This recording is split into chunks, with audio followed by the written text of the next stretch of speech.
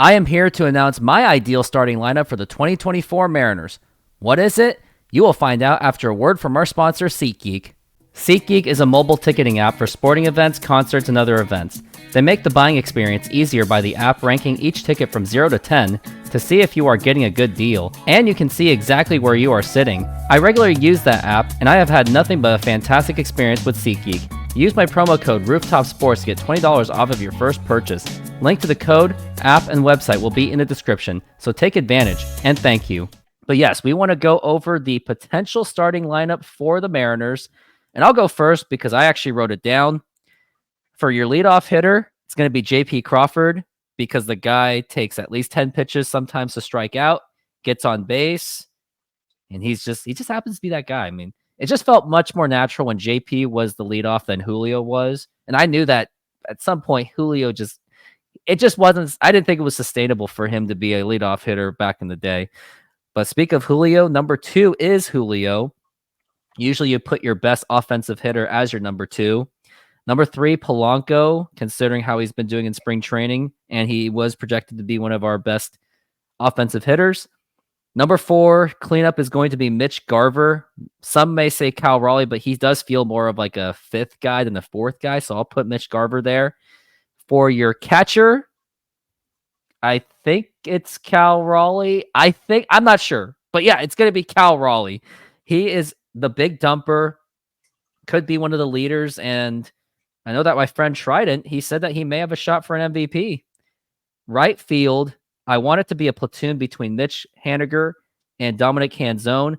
Hopefully we can see the healthy side of Mitch Haniger, and hopefully we can also see Dominic Canzone carry that spring training momentum into regular season, because if that happens, I'll forget about Jared Kelenic for the present time, because he was my favorite player when the moment he joined the team, but we moved on from it, I guess.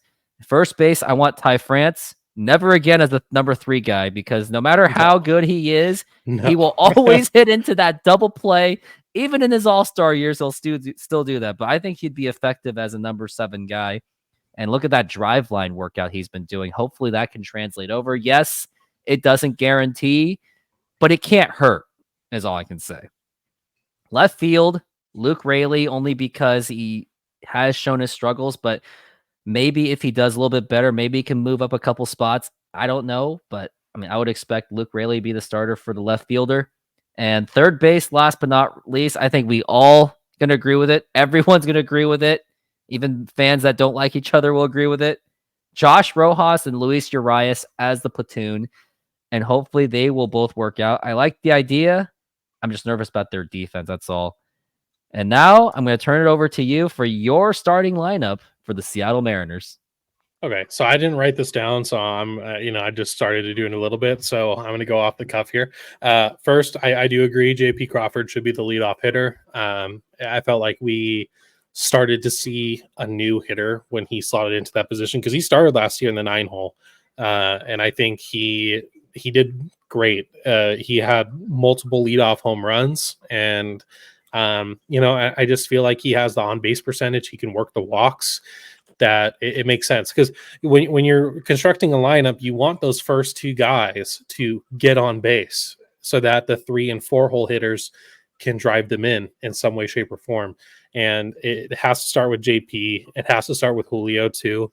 I do agree that, and it makes sense for him to kind of just get that, one at bat look at the pitcher before he gets into the batter's box. It just didn't seem like that worked for him last year. So I'm fine with him being the 2. I'll go with Polanco at 3. He has been an RBI machine in spring training, and that's who you want at your 3-hole. You want the RBI machine, the guy who is going to get that single, that double, that sac fly when you need it, and he has that home run pop. He can pretty much do it all if he needs to. We'll go Mitch Garver next for 4, because he's a DH, and he just has the power. He really does. I think he has the best potential power probably on this lineup if he stays healthy. So I'll go with that. And then let's see. So I'm going 5. You're at 5 now. Yeah. I'll keep track. Between Raleigh and Haniger.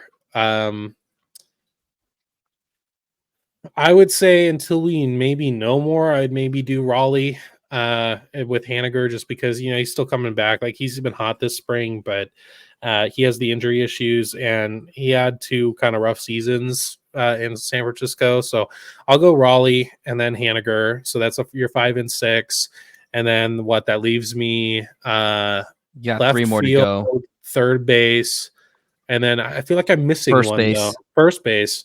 Then you're going France for sure after those. And I'm a believer of the France breakout season, not breakout season or comeback season, whatever you want to call it. And then it's between Rayleigh potentially or Canzone. We'll see. And Rojas. It has to go to the other outfielder. So Rayleigh, Canzone, whoever you want to slot in left field. And then I would say Rojas and Urias the platoon to end it out in the 9 hole. That seems to me to be the best potential lineup. Now with handedness, maybe that changes a little bit here and there, but that would take me way too long to like look at the stats and go from there. So that's what I would say. Like your general lineup's probably looking like. So I think we pretty much agree. For We the pretty most much part. have the I think other than same exact lineup. I So think other than the Raleigh Haniger, I think is the only thing that switched.